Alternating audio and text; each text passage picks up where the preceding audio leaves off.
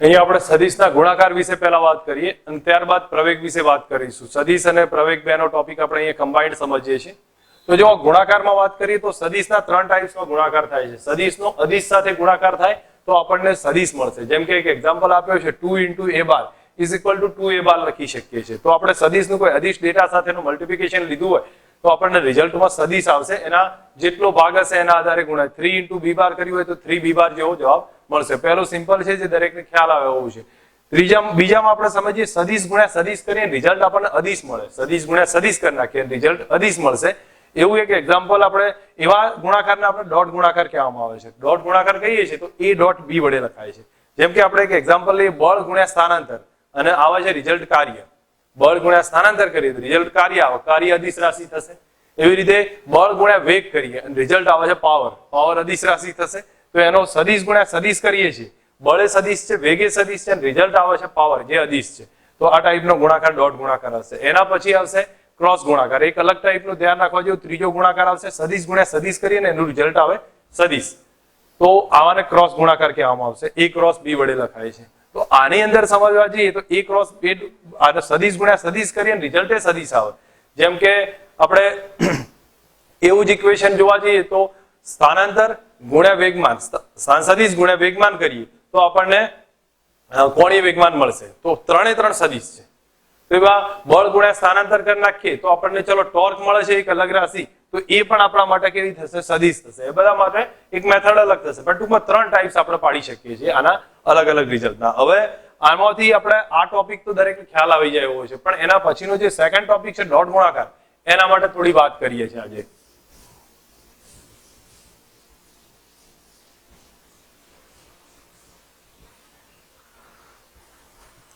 તો અહીંયા આપણે સમજીએ કે a.b થી સ્ટાર્ટ કરીએ છીએ. કોઈ પણ અદિશ ગુણાકારની વાત કરીએ છીએ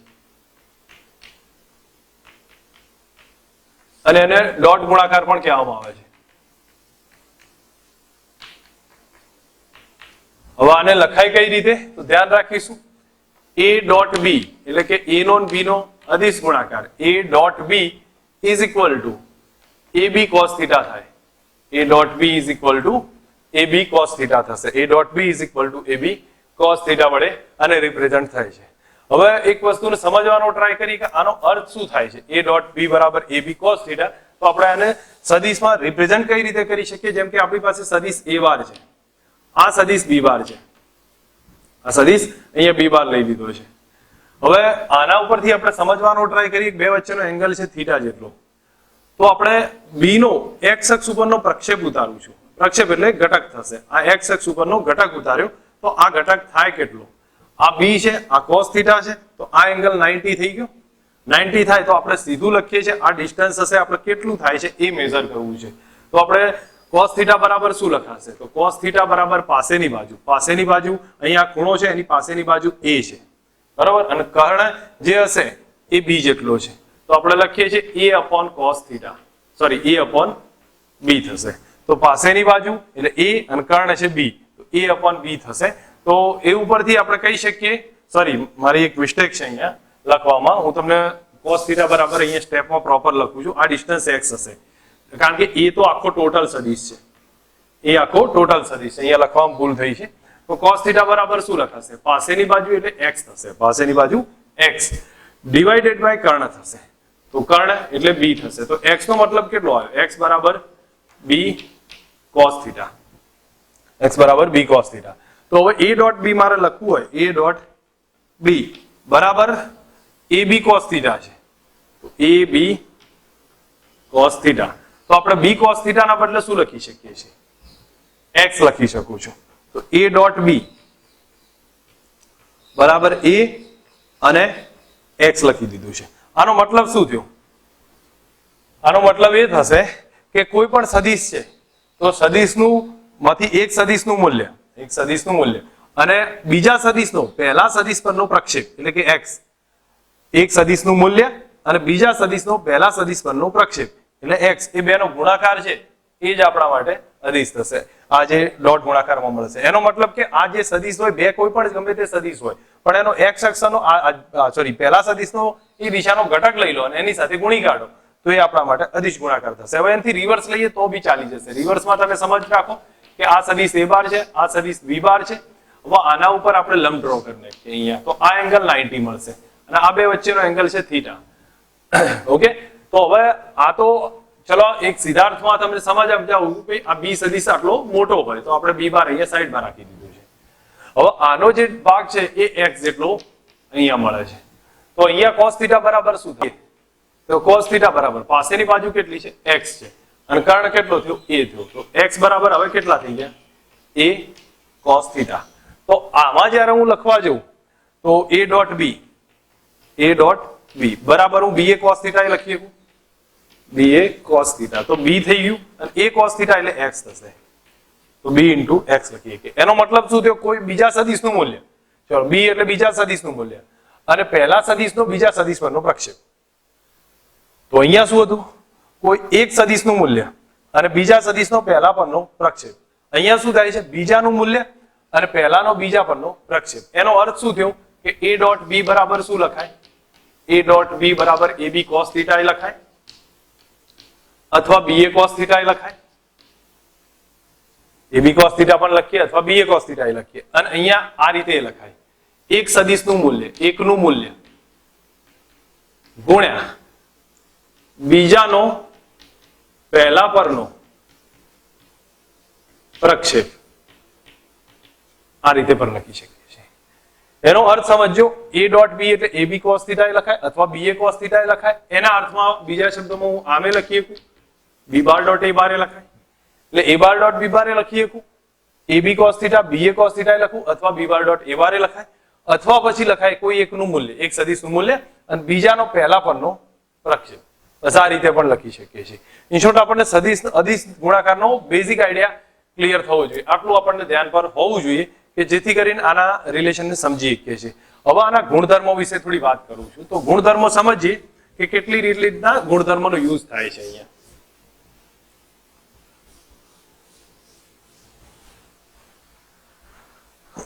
તો ગુણધર્મોમાં પહેલો આપણે સીધા અર્થમાં લખીએ છીએ કે a ડોટ b બરાબર ab cos θ બરાબર ba cos θ એ લખાય અને બરાબર b ડોટ a લખાય.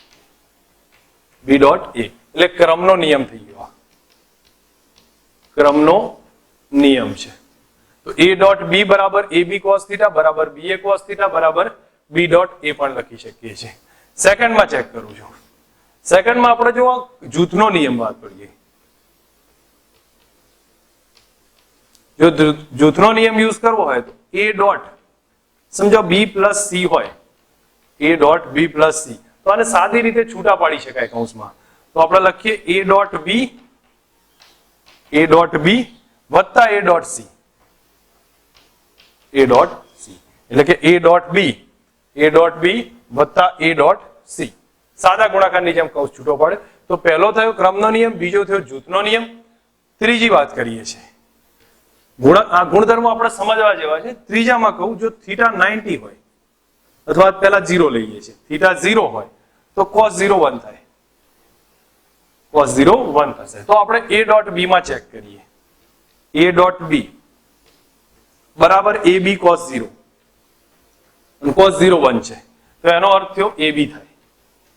a ડોટ b બરાબર ab થશે. સેમ સિચ્યુએશનમાં થોડુંક હજી વેરિએશન જોઈએ.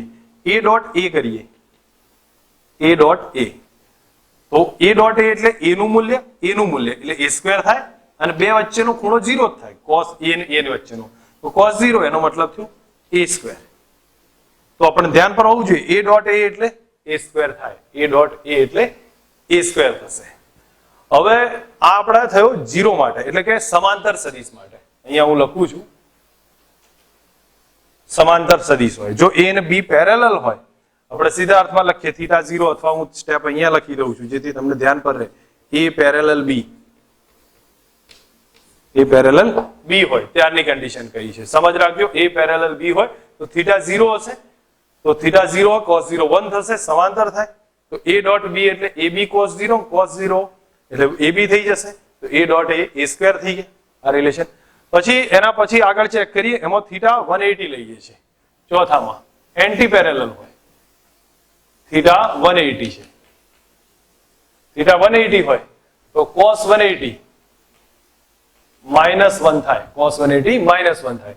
તો આપણે a ડોટ b કરીએ છીએ, a ડોટ b એટલે કે થાય a b cos 180, cos 180 -1 થાય તો કેટલા થશે? -ab થઈ ગયા.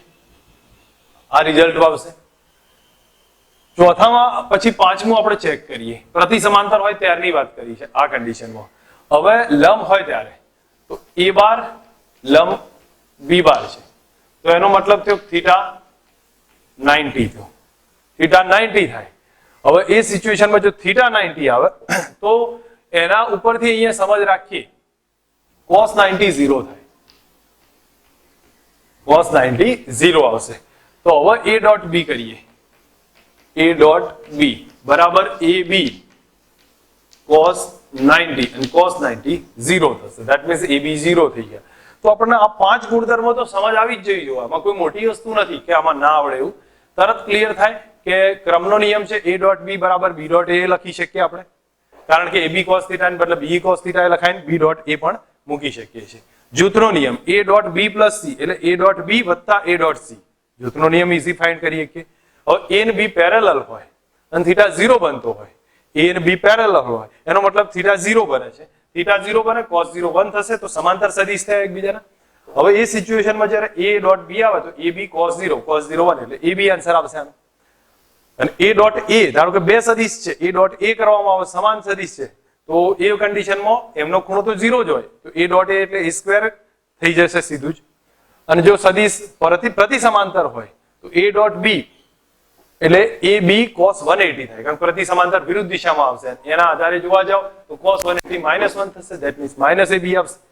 એના પછી સમજીએ કે a અને b જો લંબ હોય થીટા 90 થતો હોય, a અને b જો લંબ હોય થીટા 90 થતો હોય તો cos 90 0 આવે, cos 90 0 આવે તો a ડોટ b બરાબર ab cos 90 અને cos 90 0 થઈ જશે આન્સર. મતલબ કે ab a ડોટ b 0 થાય ક્યારે? લંબ હોય ત્યારે. માઇન્ડમાં સેટ હશે કે ધારો કે પેરેલલ સદિશ હોય તો ab a ડોટ b એટલે ab થઈ જશે, એનું મૂલ્ય b નું મૂલ્ય, અને લંબ હોય તો એનું રિઝલ્ટ 0 હશે. ધ્યાન પર રાખી શકાય એ રીતના પોઈન્ટ છે. નેક્સ્ટ હવે એના પછી આ ક્રમના નિયમ પછીની વાત કરીએ છીએ.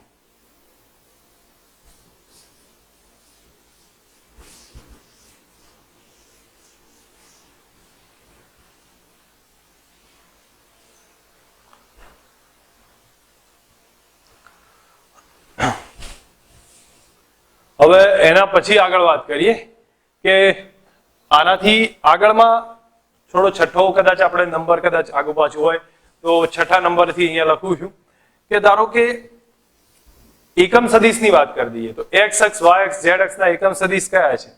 x નો એકમ સદિશ i કેપ છે, y નો j કેપ છે અને z નો k કેપ છે. તો આના માટે આપણે યુઝ કરીએ તો આના માટે યુઝ કરવું હોય તો માનું ત્યાં સુધી સિમ્પલ છે, પણ આપણે ધ્યાન રાખવાનું છે કે કઈ રીતે યુઝ થશે. તો જો પહેલા i ડોટ i કરીએ, i ડોટ i કેપ તો એનો મતલબ થશે a ડોટ b આપણે શું લખતા હતા યાદ કરશો તમે તો ખ્યાલ આવી જશે. a ડોટ b એટલે a b cos θ. તો અહીંયા લખવું હોય તો i ડોટ i તો i નું મૂલ્ય i નું હવે તમને સીધું જ લખીએ આ એકમ સદિશ છે તો એકમ સદિશનું મૂલ્ય 1 થાય, આનું મૂલ્ય 1 થશે કારણ કે એકમ સદિશ થયા, બે વચ્ચે સમાન સદિશ છે એટલે એમનો ખૂણો 0 થાય તો cos 0. ધેટ મીન્સ આનું રિઝલ્ટ 1 આવે. સમજ રાખો i ડોટ i એટલે i નું મૂલ્ય 1, બીજા i નું મૂલ્ય 1 અને એ બે વચ્ચેનો ખૂણો 0, cos 0 1 થાય તો i ડોટ i 1 થાય. તો આ ઉપરથી આપણે સીધું બીજામાં પણ લખી શકીએ છીએ. બીજામાં આપણે લખી શકીએ કે j ડોટ j બરાબર 1 થાય, k ડોટ k બરાબર 1 થઈ જશે. આટલું આપણને સમજાવી જો કે i ડોટ i બરાબર 1, k ડોટ k બરાબર 1, j ડોટ j બરાબર 1. તો આ ક્લિયર થયું. હવે જો i ને j નો ગુણાકાર ડોટ ગુણાકાર કરીએ તો i ડોટ j તો એ તો લંબ થઈ ગયા, i અને j લંબ છે તો ખૂણો 90 થાય તો આપણે લખવું પડે i નું મૂલ્ય 1, j નું મૂલ્ય 1 અને cos 90 0 થઈ જશે. That means i dot j 0 થાય. તો એનો મતલબ i dot j 0, j dot k 0, k dot i 0 આ બધા શું આવી જશે? 0 આવશે. તો આના આ ત્રણે ત્રણ 1 થઈ ગયા આ ત્રણે ત્રણ કેટલા થશે? 0 થશે. તો એનો સિમ્પલ અર્થ છે કે i dot i1, j dot j1, k dot k1 અને i dot j0, j dot k0, k dot i0. આપણને આટલું ધ્યાન પર રાખવાનું છે જેથી કરીને ખબર પડે. હવે આ થઈ ગઈ કોમન કોન્સેપ્ટ વેક્ટર્સના આધારે કે જે મૂલ્યના આધારે કેટલું કેટલું છે. હવે આપણે એક બીજો કોન્સેપ્ટ જોઈએ કે એની અંદર આનું એક્ઝેક્ટ મૂલ્ય નક્કી કરીએ છીએ કઈ રીતથી થશે. જેમ કે આપણી પાસે a બાર બરાબર છે ax i કેપ વત્તા ay j કેપ વત્તા az k કેપ. એક આ સદિશ છે. b બાર બરાબર ચેક કરું તો થાય છે bx i cap by j cap bz k cap. આ સદિશ થયા છે. હવે એનાથી અહીં સમજાવું તો અહીંયા હું લખું છું a ડોટ b કરવા છે. a ડોટ b બરાબર. હવે સમજીએ છીએ a ડોટ b એટલે ab cos θ. તો આ a નું મૂલ્ય છે, આ b નું મૂલ્ય છે ને cos θ છે. તો અહીંયા હું a નું મૂલ્ય લખું તો a નું મૂલ્ય આપણી પાસે થશે, તમને લોકોને આગળ ખ્યાલ હશે કે a નું મૂલ્ય કેટલું થાય? ax square plus ay square plus az square. b નું મૂલ્ય લખું છું તો b બરાબર થશે bx સ્ક્વેર by સ્ક્વેર અને bz સ્ક્વેર. આ રીતે b નું મૂલ્ય થયું. અહીં આટલા સુધી આપણને સમજ આવે. હવે આપણે એક કામ કરીએ, a ડોટ b છે બરાબર થયું ab cos θ છે. cos θ છે. તો આપણે પહેલા a ડોટ b કેટલા થાય છે એને સમજીએ. એના માટે તમને લોકોને પહેલા તો આપણને ખ્યાલ હોવો જોઈએ કે i dot i, j dot j, k dot k કેટલા થાય છે. જે હું અહીંયા લખી દઉં છું સમજવા પૂરતા છે. i dot i, j dot j, k dot k બરાબર 1 થાય. અને જે બીજું જોઈએ કે i dot j, j dot k, k dot i બરાબર 0 થાય. આ બે વસ્તુ આપણને સમજવી જોઈએ. આ 1 થશે ને આ 0 થશે. હવે અહીંયા આપણે કિંમત મૂકીએ છીએ, a ડોટ b કરીએ છીએ. તો a ડોટ b બરાબર a એટલે ax i cap, ay j cap, az k cap dot b bar એટલે bx i cap, by j cap, bz k cap. આ ત્રણ વસ્તુ અહીંયા આપણને જોવા મળશે. હવે આને કૌંસ છૂટો પાડીએ. છૂટો પાડીએ તો ડાયરેક્ટ લખતા જઈએ છીએ. સમજજો. પહેલું આવશે ax into bx, ax into bx. પણ ત્યાં થશે i ડોટ i. અને તમે યાદ કરો, દરેક જણા શાંતિથી સમજ્યા ને, એ i નો પહેલા ax લીધો છે, axi into bxi. i dot i 1 થાય એટલે આપણે 1 થાય તો લખવાની જરૂર નથી. અહીંયાથી તમને ખ્યાલ હોવો જોઈએ i ડોટ i 1 થશે. પછી અહીંયા લખીએ છીએ પ્લસ કરીને ax into by. હવે ax into by પણ ત્યાં શું થાય? i ડોટ j અને i ડોટ j થયું તો એ 0 થાય. i ડોટ j 0 એટલે એ લખતા નથી. એવી જ રીતે axi bz k અહીંયા થાય i ડોટ k, એ લંબ થયા તો 0 થઈ જાય. i ડોટ k અથવા k ડોટ i 0 આવશે. એટલે એનું પૂરું થઈ ગયું ax નું. હવે ay નું કહીએ ay j bxi. તો j નું i ની સાથે, j ને i લંબ છે, લંબ હોય એટલે 0 થાય, એનું રિઝલ્ટ આવશે 0. હવે ay j byj એના માટે લખવું પડશે ay into by અને j ડોટ j 1 થઈ જશે. j ડોટ j 1 થશે. અહીંયા લખેલું છે j ડોટ j 1 થશે. હવે એ જ રીતે ay j cap bz k cap, ay j cap bz k cap. એનો મતલબ j ડોટ k થયું અને j ને k તો લંબ છે એટલે એનું રિઝલ્ટ 0 આવશે. ઓકે, અહીંયા આ ક્લિયર થયું. હવે આને પકડીએ તો az k cap bx i cap, k dot i, k ને i લંબ છે એટલે એ 0 થશે. az k cap bx i cap, k ને i લંબ છે એટલે એનું 0 થાય. az k cap by j cap, az k cap by j cap. તો k ડોટ j થયું, કે અને જે લંબ છે એટલે એનું રિઝલ્ટ 0 આવશે. હવે એના પછી જોઈએ az k cap bz k cap. અહીંયા k ડોટ k 1 થાય તો આપણે લખીશું az into bz. તમને લોકોને આટલું ધ્યાન પર હોવું જોઈએ કે a ડોટ b એટલે કેટલા થાય. a ડોટ b નો મતલબ થાય ax bx ay by az bz ત્રણેયનો સરવાળો થશે. તો આટલું a ડોટ b આવ્યું છે. હવે આપણી પાસે સિમ્પલ cos θ બરાબર સબ્જેક્ટ બનાવીએ તો અહીંયા a ડોટ b બરાબર ab cos θ છે. તો cos θ બરાબર શું લખાય? a ડોટ b ભાગ્યા ab લખાય. a ડોટ b ભાગ્યા ab. બીજા શબ્દોમાં આપણે લખવું હોય તો આમે લખીએ કે a ડોટ b ભાગ્યા a નું મૂલ્ય ઇન્ટુ b નું મૂલ્ય. આ સ્ટેપમાં લખી શકો. હવે તમે cos θ બરાબર ચેક કરીને પ્રોપર વેલ્યુ લખીએ તો cos θ બરાબર કેટલા લખાય? a ડોટ b એટલે ax bx ay by az bz જે આપણે અહીંયા લખીએ છીએ. ax bx plus ay by plus az bz આ સ્ટેપ લખ્યું છે. હવે a નું મૂલ્ય ચેક કરું તો a નું મૂલ્ય કેટલું છે? Root of ax square ay square az square root of ax square ay square az square. એ જ રીતે b નું મૂલ્ય લખું તો b નું મૂલ્ય થશે root of bx square by square bz square. તો આ b નું મૂલ્ય થયું. a નું મૂલ્ય થયું route of ax square ay square az square. b નું મૂલ્ય root of bx square by square bz square. આ સ્ટેપમાં આપણને cos θ બરાબર આટલું રિઝલ્ટ મળે. જે તમને ડોટ ગુણાકારનો એક અગત્યનો કોન્સેપ્ટ છે કે જેના ઉપરથી તમે લોકો ધ્યાન રાખીને આગળ ગણતરી કરી શકીએ છીએ. હું માનું ત્યાં સુધી બેઝિક રૂલ્સ મેં આજે ક્લિયર કર્યા છે અત્યાર સુધી. તો આપણને આટલા સુધી સમજ આવી જોઈએ. cos θ બરાબર ગમે ત્યારે કોઈ પૂછે તો આ વસ્તુ આપણને યાદ હોવી જોઈએ કે i ડોટ i કેટલા? તો 0 1 થશે. j dot j k dot k 1 થાય. i dot j j dot k k dot j એ બધા 0 થઈ જશે. બરોબર? તો આપણને આ રિઝલ્ટ ક્લિયર હોવું જોઈએ. બીજું કે પેરેલલ હોય તો શું થાય? a ડોટ b પેરેલલ છે તો ab આવે. a ડોટ b લંબ છે a અને b તો 0 આવી જશે. એ બધી વસ્તુને આપણને સમજ હોય. બીજું મહત્વનું હવે અહીંથી સ્ટાર્ટ કરીએ જે original equation a dot b નું. તો a ડોટ b એટલે ab cos θ એ તો ધ્યાન પર હોવું જ જોઈએ આપણને.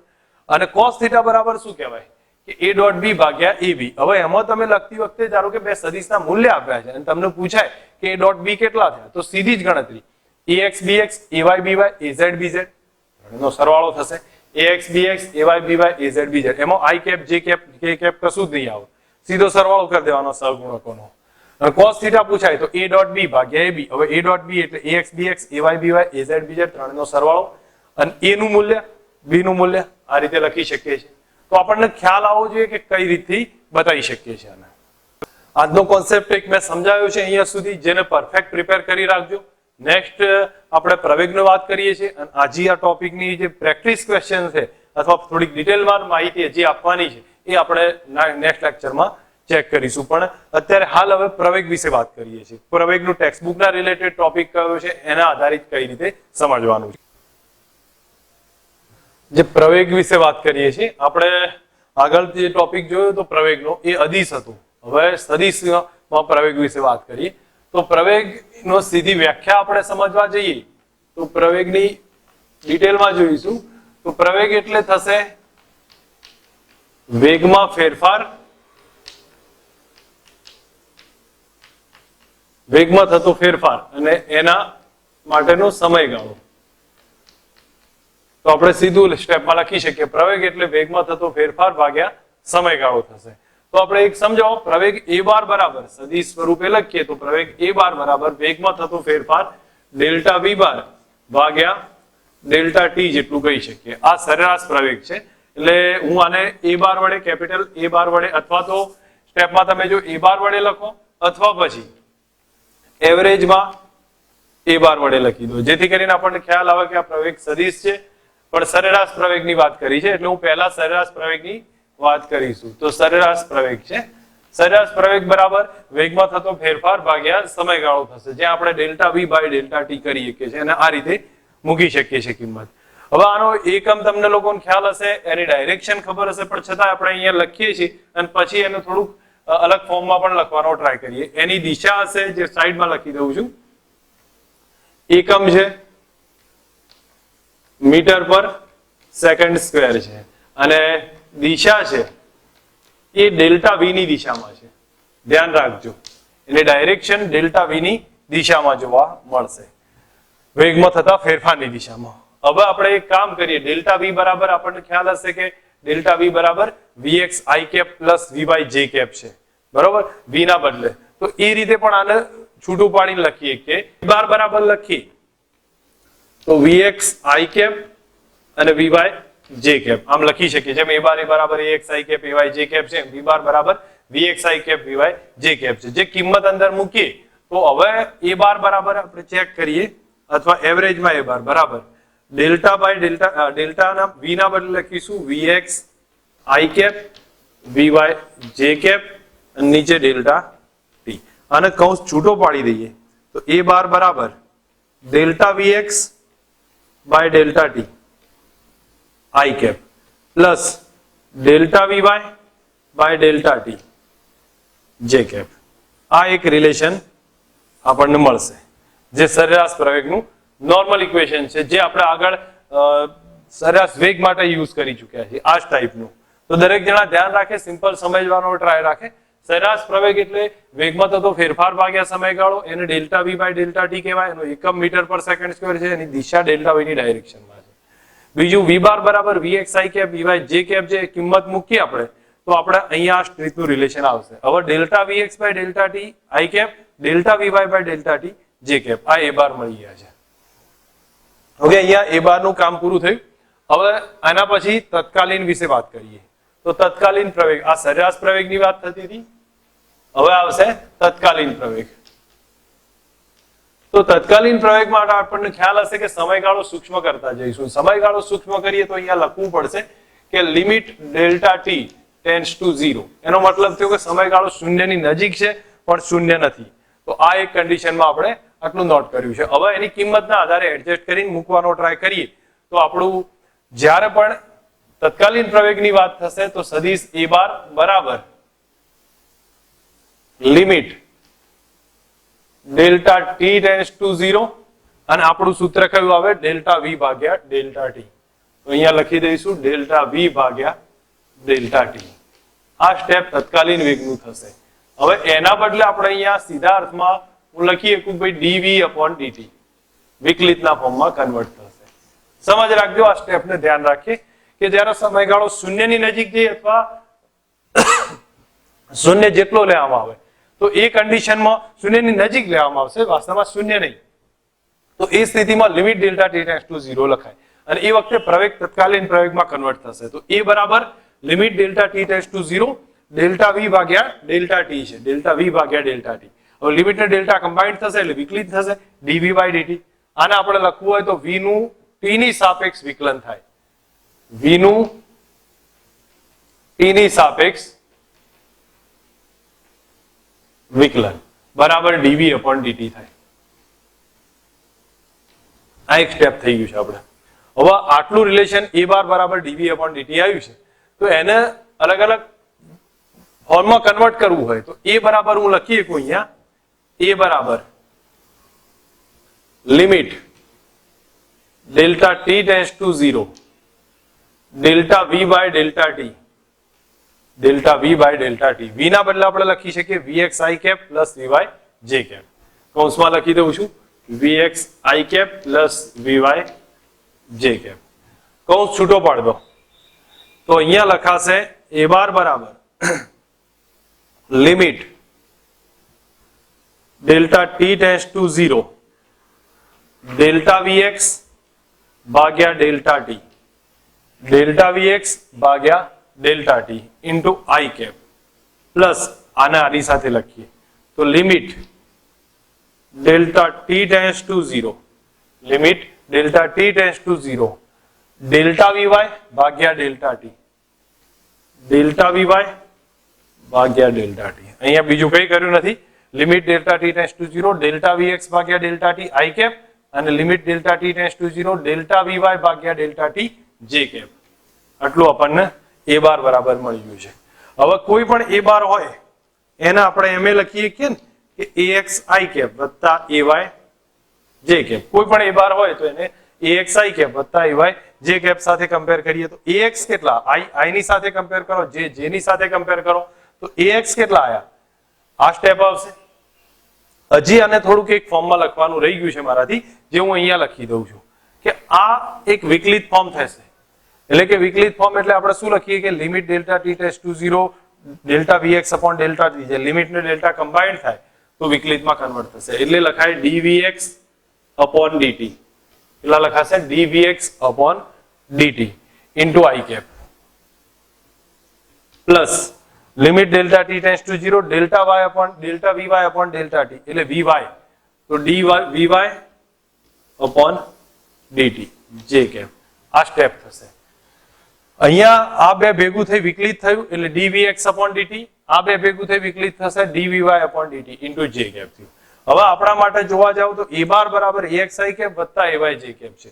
તો ax કેટલા, તો ax આ સ્ટેપ થશે જેને આપણે dvx અપોન dt કહીએ છીએ. તો ax બરાબર dvx અપોન dt, એક આ રિલેશન. ay બરાબર ચેક કરીએ તો ay બરાબર dvy અપોન dt, તો આ ay નું રિલેશન આવ્યું. તો ax આવી ગયો, ay આવી ગયો, બંને રિલેશન તમને ક્લિયર છે તમારી સામે. તો હવે આ એક પ્રવેગની હજી એક સ્ટેપ બાકી છે પ્રવેગનું, પણ મોટા ભાગનો કોન્સેપ્ટ આઈડિયા ક્લિયર કર્યો છે આપણે. હવે કયું સ્ટેપ બાકી છે જે અહીંયા હું લખવાનો ટ્રાય કરું છું, જેમાં સમજજો અહીંયા કઈ છેલ્લું સ્ટેપ આપણે વિકલિતનું છે ને એના પછી સદિશની ડાયરેક્શનની વાત કરીશું.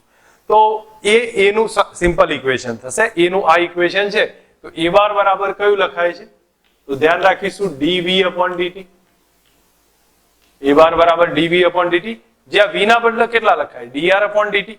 હવે આપણને ખ્યાલ છે, જે સાઈડમાં લખી દઉં છું કે v બરાબર લખાશે dr અપોન dt. આ સ્ટેપ થશે જે x ના ફોર્મમાં તમે લખી શકો છો. તો આને a બાર બરાબર કેટલા થયા, a બાર બરાબર d અપોન dt તો ખરા જ, પણ સાથે આવી ગયા dr upon dt, dr upon dt. એટલે હવે બે કમ્બાઇન્ડ થયા છે. જો એક બે વિકલન ભેગા થયા, દ્વિતીય વિકલન કહેવાય આને. તો એ સિચ્યુએશનમાં આપણે લખીએ કે a બરાબર d square r upon dt square. એનો મતલબ થયો કે r નું t ની સાપેક્ષ દ્વિતીય વિકલન, આ સ્ટેપ આપણને લખાશે a બરાબર dr d square r upon dt square. એનો મતલબ r નું t ની સાપેક્ષ દ્વિતીય વિકલન સદિશ સ્વરૂપે એડજસ્ટ કરી શકીએ છીએ. ટૂંકમાં આ ડાયરેક્શન વગરનો ટોપિક આપણો આટલો પ્રવેગ વિશે બતાવવાનો છે. હું માનું ત્યાં સુધી સૌથી સિમ્પલ ટોપિક છે. શાંતિથી સમજવાનો ટ્રાય રાખીએ, ક્યાંય પણ કન્ફ્યુઝન ના રહે અને આપણને ક્લિયર સમજ આવે. જો પહેલા મેં તમને હિન્ટ આપી એ પ્રમાણે સરેરાશ પ્રવેગ એટલે શું થશે, સરેરાશ પ્રવેગ એટલે વેગમાં થતો ફેરફાર ભાગ્યા સમયગાળો થાય. વેગમાં થતો ફેરફાર ભાગ્યા સમયગાળો, એને આપણે એવરેજ લખીએ અથવા a બાર લખાય એટલે delta v upon delta t લખી શકીએ છીએ. હવે આ તો સિમ્પલ કોન્સેપ્ટ છે જે આગળ ભણ્યા હતા. એનો એકમ મીટર પર સેકન્ડ સ્ક્વેર, દિશા એ ડેલ્ટા v ની ડાયરેક્શનમાં આવે. હવે તમે v ના બદલે જેમ a બાર બરાબર ax i cap ay j cap લખીએ છીએ, v બાર બરાબર vx i cap vy j cap લખીએ છીએ, જે અહીંયા કિંમત મૂકી છે.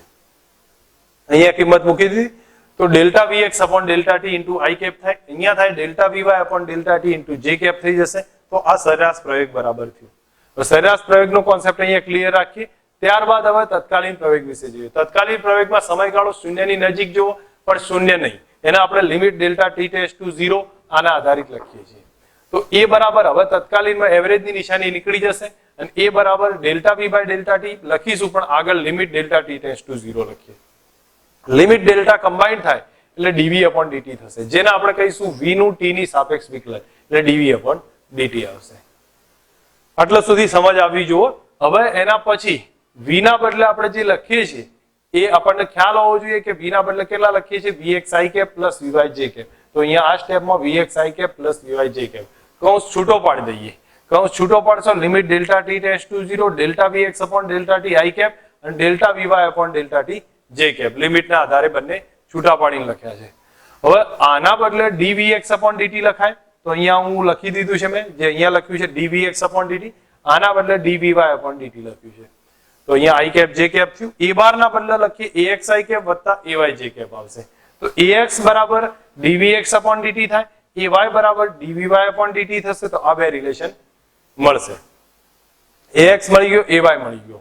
હવે તમે જોવા જાઓ સીધા રીતે સમજો તો a બરાબર કેટલું રિલેશન છે જે આગળ અહીંયા લખ્યું છે dv upon dt, dv upon dt. જ્યાં v બરાબર dr upon dt આવશે, v બરાબર dr upon dt છે, જેની કિંમત અંદર મૂકીએ તો આ સ્ટેપ બનશે, જેને બીજા શબ્દોમાં લખીએ કે d square r upon dt square, d square r upon dt square. આટલું સમજ રાખવાની છે. તો આ પ્રવેગનું ફાઇનલ રિઝલ્ટ મળશે કે જેને r નું બે વખત વિકલન કરીએ તો એ પ્રવેગ આવશે, દ્વિતીય વિકલન કહી શકીએ. આ એક પ્રવેગની ડિટેલ થિયરી થઈ કે જેની અંદર ડાયરેક્શન હજી મેં નહીં સમજાવી, પણ દિશા વગરની જે ટોપિક છે એની રિલેટેડ થઈ. હવે આપણે ડાયરેક્શન વિશે વાત કરીએ. પ્રવેગ વિશે વાત કરીએ તો સરેરાશ પ્રવેગની પહેલા વ્યાખ્યા જેમ આપણે સમજ્યા એ જ પ્રમાણે લખવાની છે, વેગમાં થતો ફેરફાર ભાગ્યા સમયગાળો. તો સરેરાશ પ્રવેગ માટે આ પ્રમાણે લખીએ તો ડેલ્ટા વી ભાગ્યા ડેલ્ટા ટી થાય. હવે ડેલ્ટા વીમાં આપણે એક કામ કરીએ, ડેલ્ટા ભાગ્યા ડેલ્ટા ટી રાખીએ અને વીના બદલે લખીએ છીએ જેમ અહીંયા સદિશ વી હોય તો એના બે ઘટક પડે, વીએક્સ આઈ કેપ, વીવાય જે કેપ. એમ બરાબર લખીએ કે વીએક્સ આઈ cap plus V Y J cap. એ વીના બદલે આપણે લખી દીધું છે.